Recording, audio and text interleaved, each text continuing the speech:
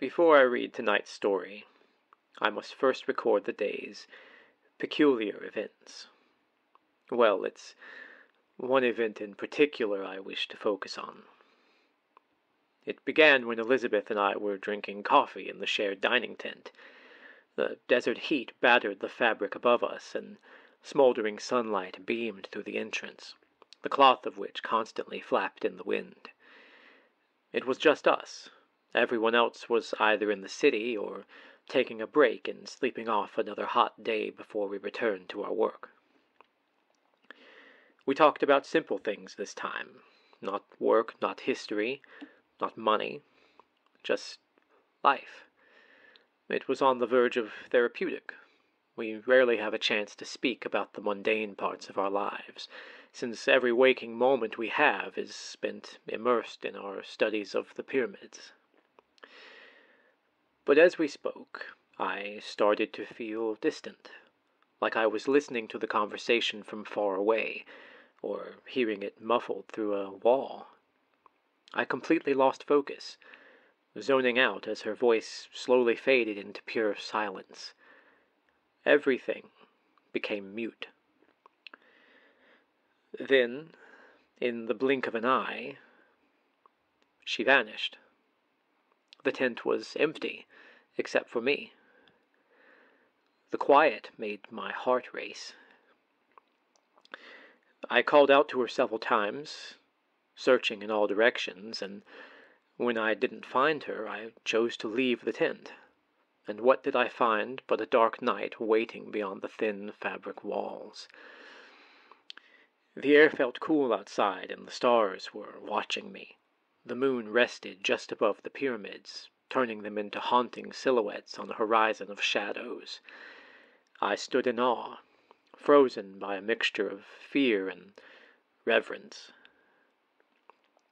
For reasons unknown to me, I dreamt the entire conversation with Elizabeth. Even now I can't remember how much of the day was real and how much was imagined. But what could that mean? Am I falling ill? Was I sleepwalking? Perhaps I should seek out a doctor. If I don't, I fear this may happen again, and next time I may not be so lucky as to wake up in a tent. I could instead be outside somewhere in the desert, or inside the pyramids, lost within one of the many pitch-black chambers. And even I, despite knowing the interior of those structures like the back of my hand, am not immune to panic. So, there it is. Now that I've recorded this event, I think it's best that I continue with my work archiving the ancient tales housed inside the vault of Anubis, because if nothing else, it will at least put my mind elsewhere.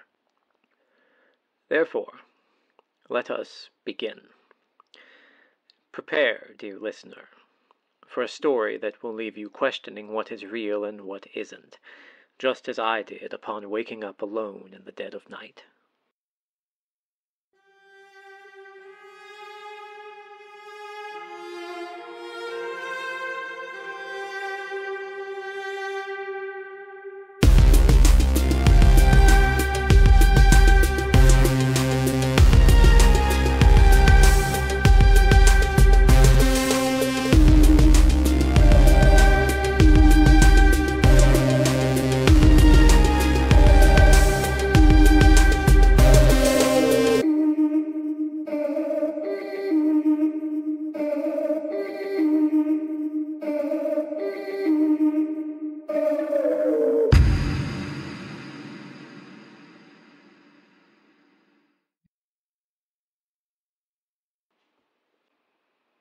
Dark Harbor.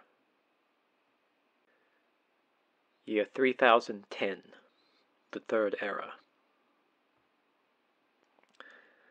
It was said that when the oceans existed, the people of Silverwind built massive ships to traverse the spaces between continents. Trade was simple and goods were abundant, with shipping routes all across the world. Survival wasn't on anyone's mind. Instead, they cared for profit, expansion, and growth, and in the pursuit of all of this, Even the deathly frontier of the seas didn't slow them down. In the present day, however, the mires stretched between the surviving regions, tightly wrapping the empty seabeds with toxic jungles that crept into every crevice and canyon that once lay hidden under water. And for most of the world, the continents were more isolated from one another than ever. Now the oceans were just a myth, something the inhabitants of Silverwind could only imagine in their wildest dreams. Small bodies of water remained, always murky and rarely able to be drunk without purification first. And the deep lands, those places once governed by a marine ecosystem, were so densely engulfed by the bogs and ghastly vegetation that navigating through them was all but impossible. Dead settlements littered the interior, and rots hung by a thread along the outer edges. For the seas that once were, beautiful and vast they may have been, all they could offer now was terror and an agonizing death. Therefore most people stayed away. But there were those who did not. An abundance of resources amassed in the unexplored regions of the Deeplands, with creatures, gemstones, herbs, rare timber, and certainly a boundless collection of far-fetched tales that could entertain for many late-night hours when told by those who, at the very least, claimed to experience them. Among those who survived by digging their pickaxes into the quarry of the great unknown was an elven man named Evrend Kesh, who made his living by catching and trading the fish with ruby scales, the red siren. Each fish's scales were worth 3 months' wages if he sold them to traveling merchants, but the creatures were exceedingly rare, and they never swam in schools. They were solitary creatures, and they hid in the deepest recesses of the marshland, far from the embankments of what used to be the region's coastline in the oldest annals of history.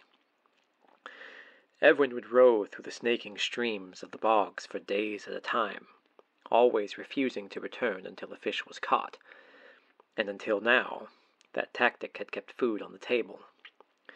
But for months he had been unlucky, never coming across a red siren during that time. Part of him feared they had gone extinct. Maybe people just like him had hunted them out of existence, but the longer he thought about it, the more ridiculous that seemed. The Deeplands were colossal, and somewhere in its corridors of roots, vines, and scraggly trees, the fish were migrating, shifting locations almost methodically, as if to avoid contact with someone like him. But he knew the mires and could navigate them by sight alone. In fact, he was responsible for mapping sections of the Deeplands in the past. Because of this, Everend was confident in his ability to delve further than ever before. He used the last of his resources to purchase supplies for a long journey through the mire, and after bidding his neighbors farewell, he set off into the mists, where he planned on spending several weeks away from the village. Weaving through the algae-dense passages and drifting under low-hanging branches that were hairy with strands of fungi, Everend felt a sense of peace, whereas most people would feel uneasy and constantly look over their shoulder. In the thick underbrush, thorns and vines choked out most other plant life, and the sound of splashes echoed as small creatures dunked into the opaque waters. The Deeplands had a distinct odor, one more rotten than spoiled meat, and it stuck to everything, from the dampened trunks to the moss-laden stones. His boat would glide smoothly, quietly over the abyss, and he'd often find channels so thin he'd be pushing his oar along the embankment rather than rowing through the water. He'd make camp on dry land whenever possible, and had several islands mapped for him to rest on, but in most instances, a muddy chunk of earth was all he could find, and they were not suitable for a night of sleep. Not that it would matter for long, because after 4 days of travel, he ventured beyond anything that was recognizable, and he wouldn't leave the boat to make camp when the flooded forest around him was unfamiliar. That would surely turn him into another creature's dinner. As he paddled through the fog, listening to the woods and watching the water for a ruby glow, he heard it, the lonely song of the red siren. Their bodies radiated a soothing noise like a mother humming her child to sleep, and if the hunter was not prepared, their heavy eyelids would close as pleasant dreams overtook them. It was the greatest defense mechanism Everand had ever known. Wildlife can't get close to the red siren, not unless they can block out its song. In response, he plugged his ears with cloth, which muffled the noise enough for him to follow it without succumbing to its drowsing effect. As he oared forward slowly, tracking the sleep-inducing lullaby, he narrowed his eyes to peer more keenly through the mists. They were dense and growing thicker each moment. The stench of the marsh faded as he focused on what lay ahead, as did all other noise. The only thing Everin wanted was to catch the red siren. He needed to. Once it was in his net, he could go home until the next time he ventured into the Deeplands. But as he glided on the water, he noticed a change in the boat's stability, and the water itself became choppier, sloshing beneath the wooden hull. The embankments on either side of him widened, and soon enough he could no longer see them through the fog. The marshy water beneath him formed waves that grew ever taller, and the sound of the red siren was drowned out by swells that carried the lively fragrance of salt. He ceased paddling amidst the rolling waves, and braced himself in the boat. It couldn't have been possible for the water to be so active. Every marsh, pond, and lake he had ever seen was eerily still, too dense with algae and grass to move at high energy. This was far from ordinary. For some time Everin drifted on the water as it grew angrier, casting up white foam that splashed into the boat. It felt like it was carrying him somewhere, like it was leading him to a place for a reason he was not meant to understand. With one last hurl of the waves, his boat was thrown forward, only to find the waters growing calmer and calmer still, until the plain of salty foam turned smooth as glass beneath his vessel. The chaos had come to an end. He coasted for a while, letting the boat guide itself. Then, in the dense haze surrounding him, a shadow appeared straight ahead. "What is that?" he whispered. "Wait. It can't be. It's a dock." His boat drifted to the platform's edge as if gently tugged by forces unknown, and it stopped at the dock's left side, clunking against the wooden supports that vanished into the water. The silence of that moment left Everin in a daze, and he couldn't bring himself to move. "Where am I?" he asked. "This shouldn't be here. Nothing should be here." He moored his boat and hoisted himself up, taking a gas lantern with him, and with a curious gaze and wary stride, he wandered the length of the dock in search of answers. A soft glow from his lamp barely pierced the fog. In fact, he could hardly see the immediate space in front of him, and was forced to watch his footsteps or risk falling into unknown waters. In time, he reached the end, another platform that sharply turned right and led him to a set of stone stairs. He climbed them high enough that the fog thinned out, allowing him to see further, and when at the top, Everin couldn't believe his eyes.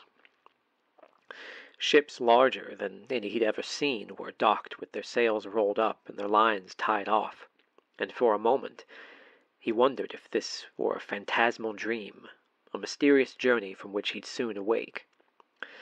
There were fisheries, equipment for snaring creatures so massive he couldn't fathom seeing one in the water, and all along the platforms that stretched over the misty waters were piles of crates and supplies, as if sailors were preparing for especially long voyages.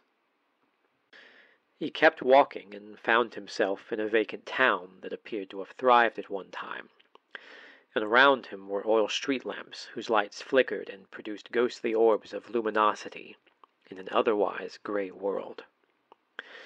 He began to venture in and out of buildings and found a bakery overrun with mold, an herbalist's shop loaded to the brim with mummified plants, a warehouse with shipping supplies stacked dangerously high, and most curious of all, a temple on a hill to which a trail of burning candles led. Everand followed the candles toward the temple, brushing a hand near their flames as he passed by, and they all began to sway as a humid breeze came through. "What is this place?" he said to himself.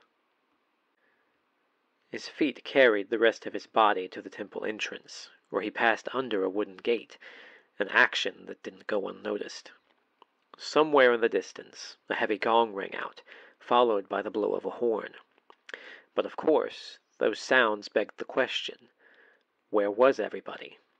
Given the state of the town, there was no way it had many inhabitants. In fact, the temple appeared to be the only structure that was still in use. He called out, but received no reply, at which point he looked to the temple entrance, and that's when his eye caught a glimpse of something out of place. Sitting in the arched doorway was a table. On it were two objects, a looking-glass and a pair of spectacles. As he drew closer, he noticed a message scrawled onto the table in black ink.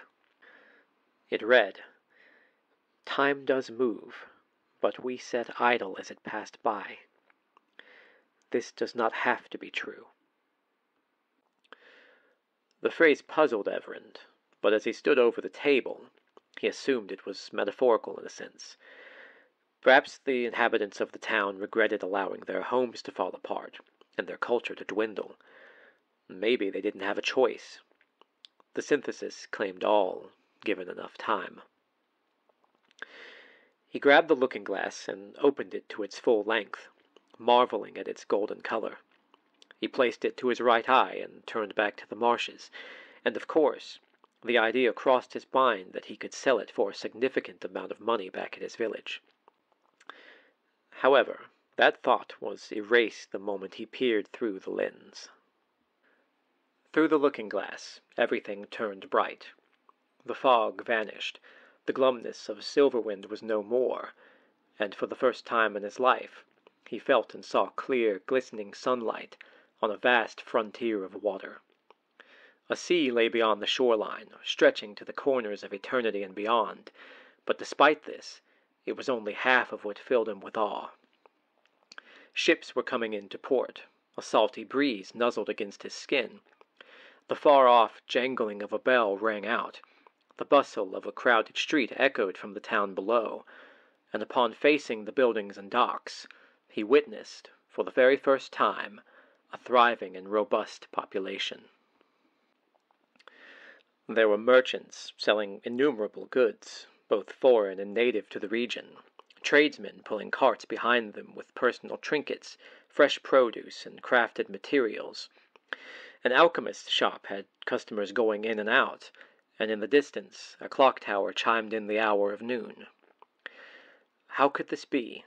He smelt the air and found the scent of spices, heard the sounds made by the townspeople, yet when he pulled the looking-glass away from his eye, all of that vanished, and all that remained was the decaying husk of a community that no longer existed.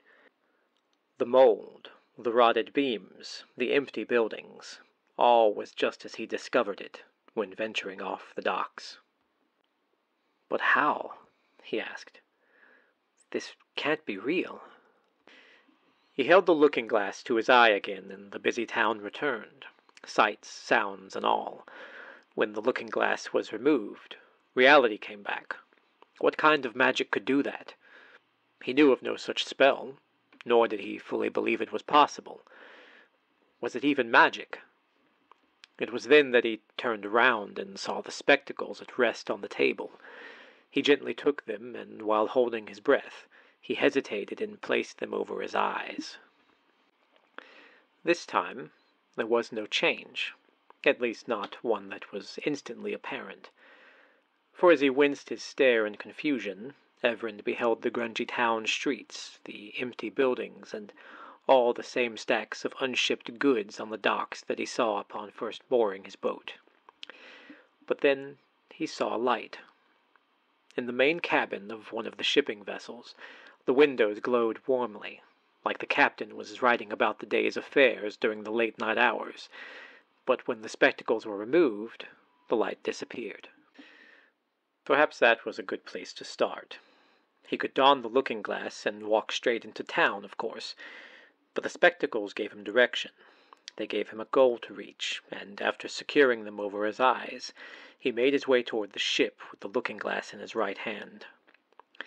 As he walked with the spectacles adorned, he noticed no smells, no sounds, nothing out of the ordinary, and upon reaching the docks, he wandered to the ship warily, noting its aged and weathered hull, its wooden figurehead carved from the bow that resembled a woman with the lower body of a fish, and its settled moan as the waves caused the vessel to sway. It was beautiful, the finest ship he'd ever seen, and the largest. Evan walked the gangway and found himself on deck, something he had only dreamed of doing in the past. The ship was simply enormous. There wasn't a single passage through the marshes a boat like that could travel. No, it was a seafaring vessel, and a very experienced one at that. Finally, he stopped at the cabin door, and though he listened closely, there was no sound from beyond it. So, he knocked, and to his surprise a calm voice answered, "Please, do come in." As he went to open the door, Everin's hand lingered above the knob. He paused, wondering if his next action could be a fatal mistake. However, he brushed off his reluctancy and let his pursuit of the truth take over as he entered the cabin. What found him there was a person, or more accurately, a creature, and it was sitting at a desk with its back turned to him. The being was not made of flesh, but was a black mist, like a shadow that had become unbound from every flat surface around it. It was the shape and figure of a man, but with no features of any kind, just a black haze. It sat in a ruminating state, drumming the fingers of its right hand in sequence on the desk, while a book lay open in front of it. 4 half-melted candles had been placed around the room, with a 5th immediately to the creature's left. "This is terrible," the creature mumbled. "The ending is all wrong. Maybe I could rewrite it. No, that wouldn't be respectful to the author. Their work must be preserved as it was intended to be. But what if their work is poor? What then?" Everand walked deeper into the room. "Hello?" he asked. The shadow's head tilted up, perhaps taking a glance at him. "Yes?" Everand couldn't find the words to express his fascination and confusion at the same time, so he prompted the only conversation he could. "What are you?" he asked the creature. As if already bored, the shadow sighed and lazily answered the question. "I am what could have been. This town is what was. And you, Mr. Kesh, are what shouldn't be. I welcome you to Dark Harbor, of course, but you should know that you don't belong here." Everand reacted. "Wait, how do you know my name?" The shadow chuckled. "The better question is, how did you get here, Mr. Kesh?" "With the glasses," he said. "When I put them on, I could see the light in the windows, but when they're off—" Suddenly, Evren had an idea, and he removed the spectacles from his eyes only to find that, yes, the shadow did in fact vanish, and he was standing in a dark, abandoned ship. Only when the glasses were worn did he see what was really there. "Oh," said the shadow. "Well, that's unexpected, but I'm glad they're a nice fit." The entity returned to its work at the desk, sifting through the pages of the especially large book before it. "Were you not the one that left them at the temple?" asked Everand. "And what about the looking-glass?" "No, I'm afraid that was someone else. I'm a solitary being, you see. I wouldn't want someone to find me so easily, especially not in this world." Everand nodded, knowingly. "So you're the only one here. That must be lonely." "Yes, well, I don't feel lonely even if I am. I have plenty to read. See?" The shadow gestured to multiple shelves around the outer rim of the chamber, each of them sloppily stuffed with books. "Oh, and by the way, my name is Nakano. Where I'm from, it means sable. Pleasure to meet you. Not really, but I am trying to be polite, like I always am when guests roll through. Not that they ever have. Also, if I may make a suggestion, try the looking glass, Mr. Kesh. I believe the fisherman in you will be pleasantly surprised. Do be careful, though." The proposition was one Everin had somehow not yet considered. What would the cabin look like through the looking glass? To find out, he removed the spectacles and, once enveloped in near-perfect darkness, put the fully extended device to his eye. Immediately the ship jostled beneath him, swaying deep, and from outside he heard the sound of splashing water. Sunlight beamed through the cabin windows, and with the looking-glass still over his eye, he could see a vast ocean that sparkled like a field of sapphire gems. "It can't be," he said as a smile wormed onto his face. "That's impossible." Everin lowered the looking-glass and ran outside, where the shadows of a foggy night embraced him. But upon gazing through the spyglass once more, a world of beauty returned. Feathery clouds scrolled in front of the sky like spirits reviewing the world in which they once lived. The wind beneath them was fierce, but not violent. It brushed against him like an old friend's warm embrace, leaving no question as to whether or not it was happy to see him.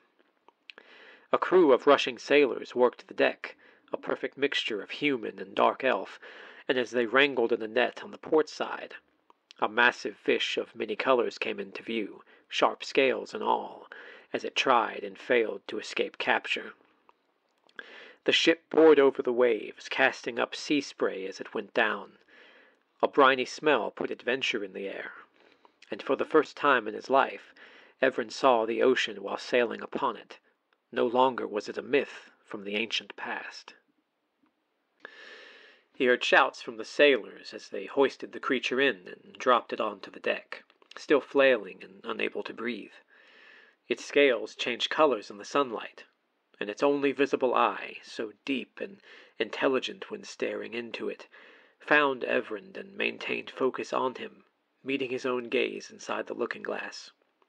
He watched as the giant fish was slain and its flailing ceased, but not once did it look away, and that moment would forever be seared into his brain, for in the creature's world he was an outsider, someone who didn't belong. Did the fish realize that as well? When one of the sailors glanced up and saw Everin, the man shouted that there was a stowaway on board, and as the rest of the crew took note and honed their attention on him, he panicked and removed the looking-glass from his eye. And like a dream snuffed out by the act of jolting awake, the sea was gone and he was back at the port, surrounded by fog and darkness. The silence pulled him away from the deck and back into the cabin, where, once he put on the glasses, Nakano reappeared, waiting at his desk.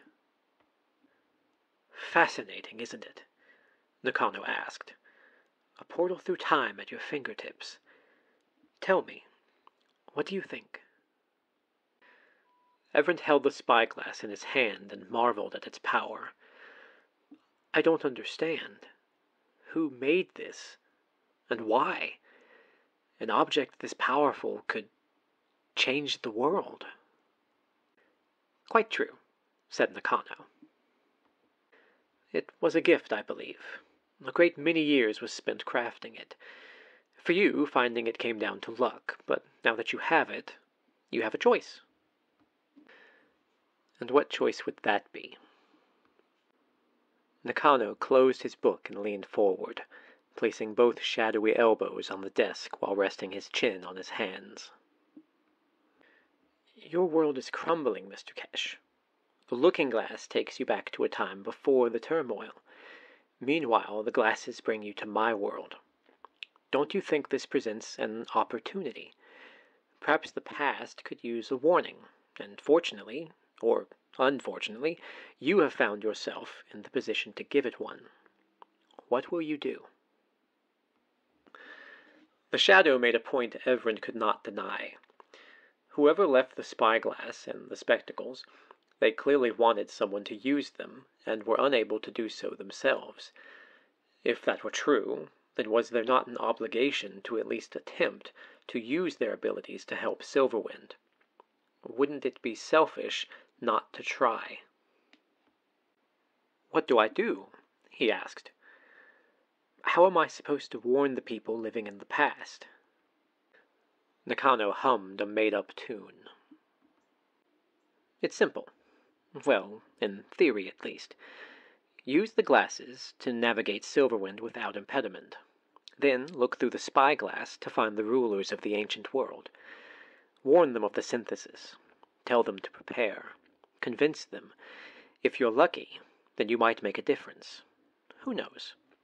You might put down the looking glass one day to find that the world is just as beautiful as it was back then."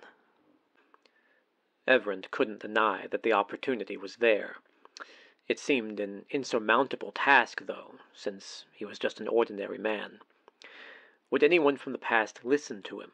The kingdoms in the present age were isolated and divided, and he, a dark elf, could surely not get through to the Dragonish, the humans, or the Fae. And yet, the possibility remained. What if he could? "Well?" asked Nakano. "Have you made up your mind?" Evren paused, giving the idea one last thought before making his decision. "Yes, I'll do it. I'll do what I can to stop the world from becoming what it is.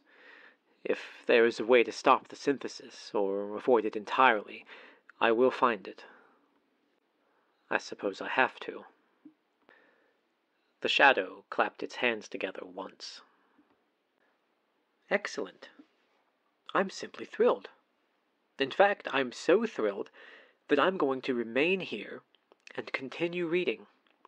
Good day, Mr. Kesh, and farewell."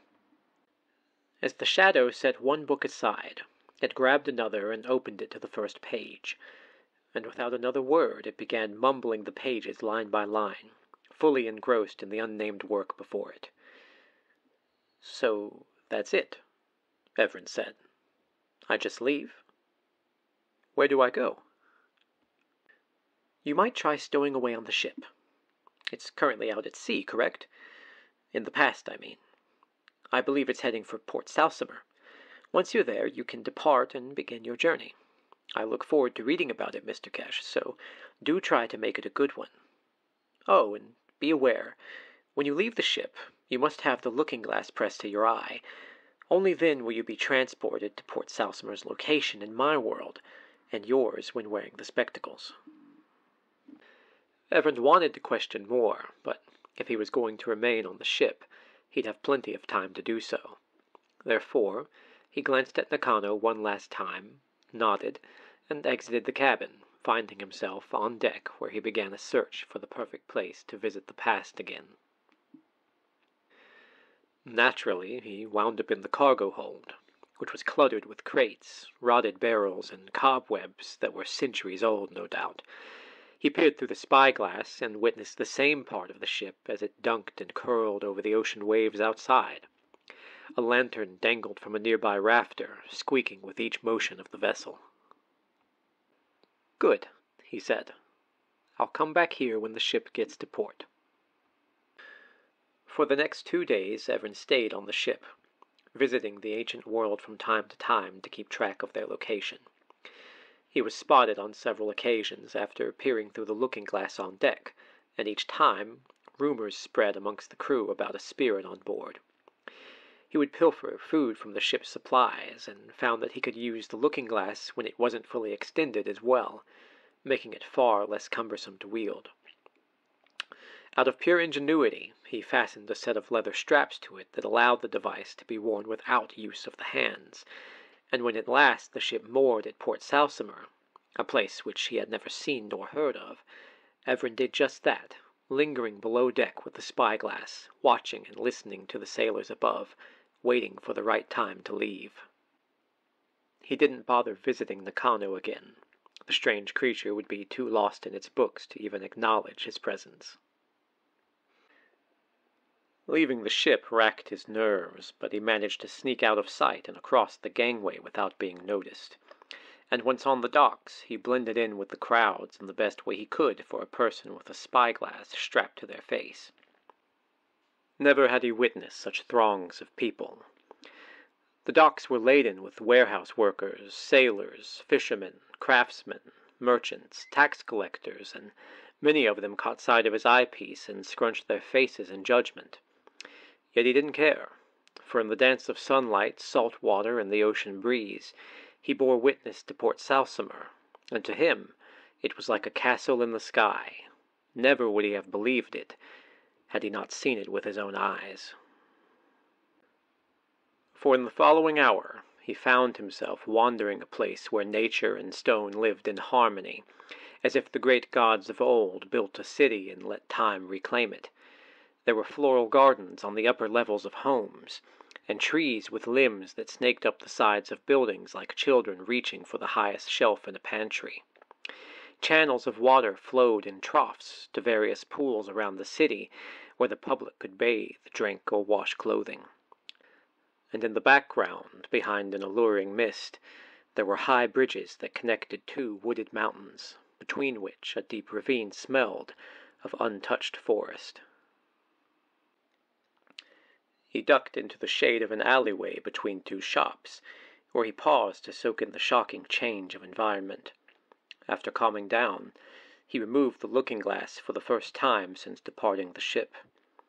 As expected, he suddenly found himself standing in the center of thick, fuming bog, surrounded by wilderness so dense and far-reaching he could never traverse it in a lifetime. He then put on the spectacles and saw no change. How ancient was Port Salsomer? There were no traces of it in the current time, or in Nakano's world. Not a single stone nor remnant jutted up from the mires around him. Still, rather than worry about an answer he'd never receive, Everin adorned the spyglass once more, and gathered all the courage he could find for the journey ahead. And what a long journey it would be. Firstly, research was required on his part, a great deal of it, and after exploring the city for 2 days, Everin went to the public archives and studied maps of the world. There were so many lands he'd never heard of, and whole continents he didn't know existed. The mere sight of oceans labeled on the paper was enough to enthrall him. He stole one of the maps and stuffed it into a satchel which he had also stolen, from the fishing vessel on which he stowed away, and from there he made his way to the outskirts of the city, then began a great adventure through the countryside. Based on his limited understanding, the nearest kingship, that of the Dark Elves, lay deeper in the nation's interior city of Hidden Dell, of which Everin, again, had no knowledge. However, it was the perfect place to begin. He was one of them, after all. They were his people. Speaking with them and communicating about the synthesis would be far easier than with the other kingdoms. And thus he used the maps to guide his way through the old world, which carried him to mountains unknown and seashores far away.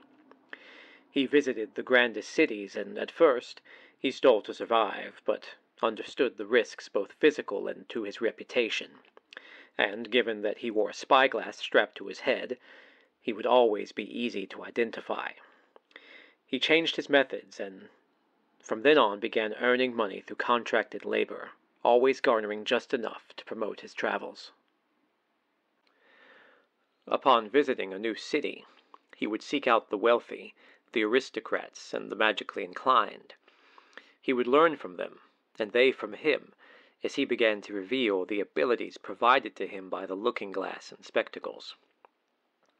Everin shared his tales of the present version of Silverwind, and though many brushed him off at first, others began to listen, especially those with a background in divination.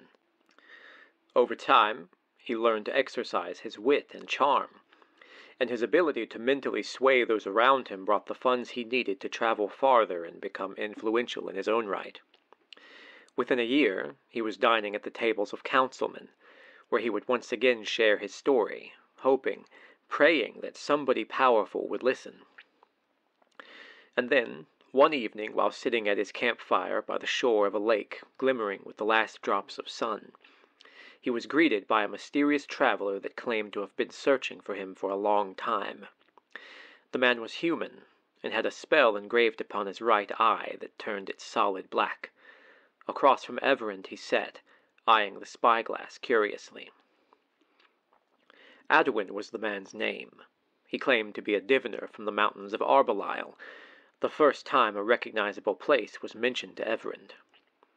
Adwin said many things, but one topic in particular led the conversation: the synthesis.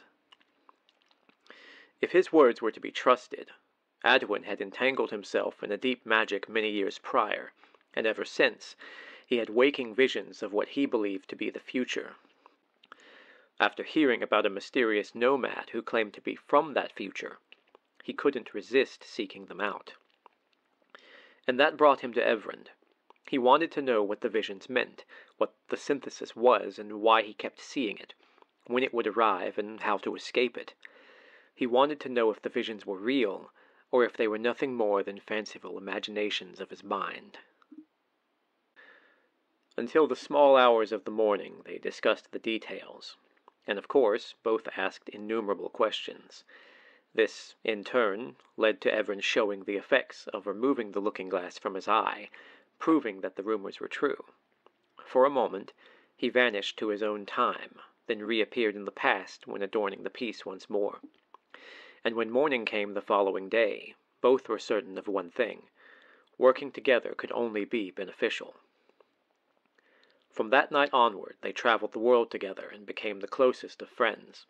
They spoke with merchant guilds, communed with sorcerers, told their story to every diviner that crossed their path, and within 2 years they had garnered such a reputation that kings and queens were taking note, and their stories, those horrifying tales of a great beast slowly draining the life from Silverwind, reached ears in every known land.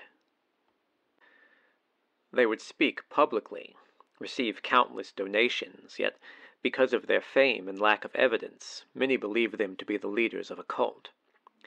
This led to confrontations in particularly skeptical cities, and at one point they were chased from a crowded plaza and forced to hide in the downstairs shop of a cobbler.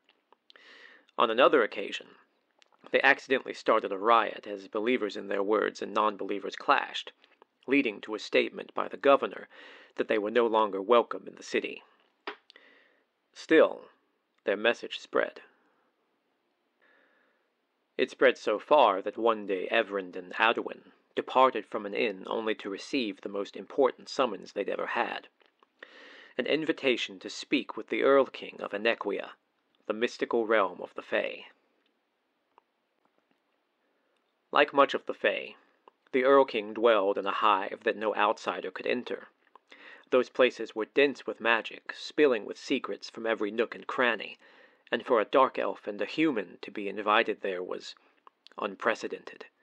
In both Everand's time and in Adwin's, the Fae kept their world behind closed doors. Of course, they accepted the offer. After all, it was their chance to convince someone with great power that the synthesis was coming, and if they succeeded, then maybe, just maybe, Silverwind could fight against it.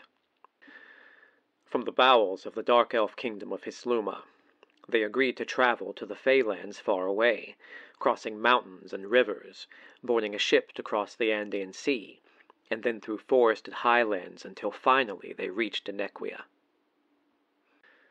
In that place, the forest watched those who traveled through it. The wind whispered as if it were Mother Nature's breath. It felt as though time slowed down, and strangely enough, when Everand removed the looking-glass and put on the spectacles, the landscape around him was predominantly unchanged.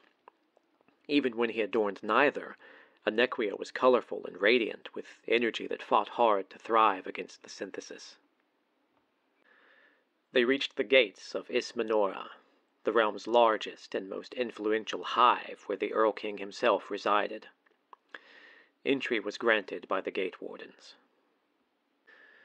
As expected, the citizens did not like their presence, but understood that they were guests of the Earl King. They stared, but avoided eye contact. The children whispered to each other, and very few people ignored them entirely.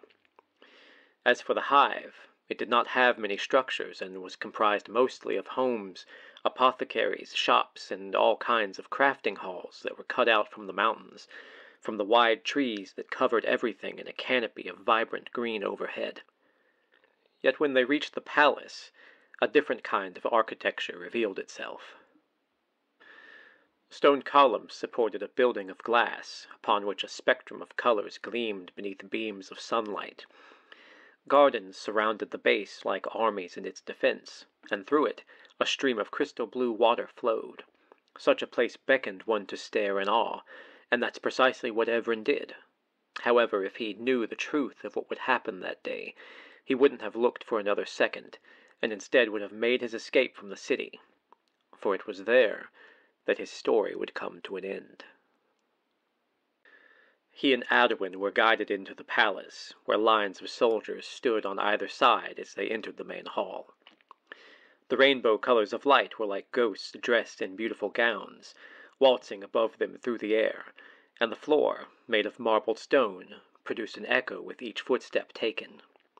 In moments they stood before the Earl King, a fae with a title, but no name.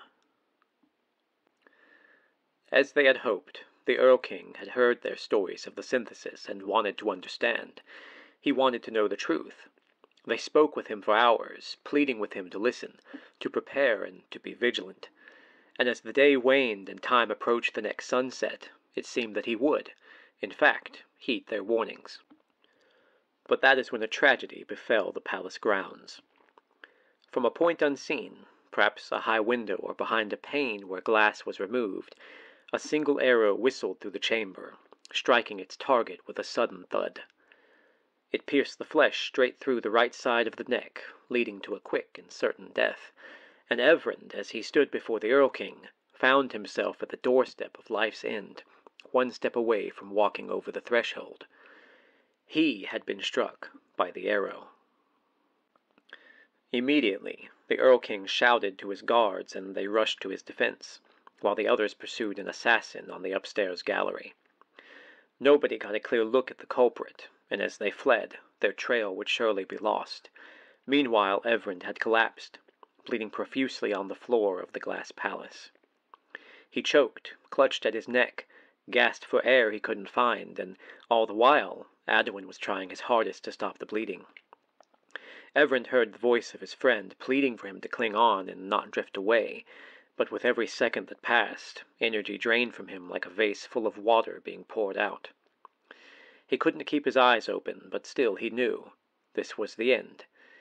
It was sudden, it was insurmountable, but he was there in that moment nonetheless, and with shaking hands lying in a pool of his own blood, he requested that Adwin remove the spyglass and find a way to use it.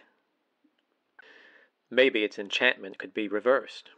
Maybe it could one day show those from the past what their future held. It may have been impossible, but that didn't matter. Everend chose to believe. As the light faded from his eyes and all turned black, he coughed blood as Adwin began unstrapping the looking-glass. Elsewhere, the Earl King's guards were shouting that the assassin was caught. Everend had no doubt it was one of the factions who did not, or perhaps could not, believe the destiny their world faced, and more than likely, politics were involved. Regardless, he wouldn't be alive to know. Finally, Adwin spoke calmly to him, telling him that he would find a way to break through to the people of Silverwind. He would complete their mission and protect the future generations of their world. And then, he removed the spyglass. To Everend, all of the commotion vanished, and he felt Adwin disappear as well. He heard the sound of wind chimes, felt a stone floor beneath him, and, strangely enough, heard footsteps as someone moved closer. He couldn't see, but the smell was the same as before, and he heard several gasps around him from shocked onlookers. Then the footsteps were no more. There was a voice, one he recognized well. "I am sorry, Mr. Kesh," said the Earl King, "but I cannot save you. However, you have saved us, and for that I give you thanks." And as the sound of onlookers, the feeling of hard stone, and the smell of fresh water melted away, so too did Everin's consciousness, but not before his lips made the faintest smile, for he knew his life amounted to something. He had made a difference. He had changed the fate of Silverwind. Because of that, he could not only accept his demise, but embrace it, for in his painful, bleeding wake a new world was formed, and that was what he set out to accomplish from the very start. At least, that is what he died believing. Because in the mires of the Deeplands, a rowboat just large enough to hold a person and their supplies drifted in the stale water.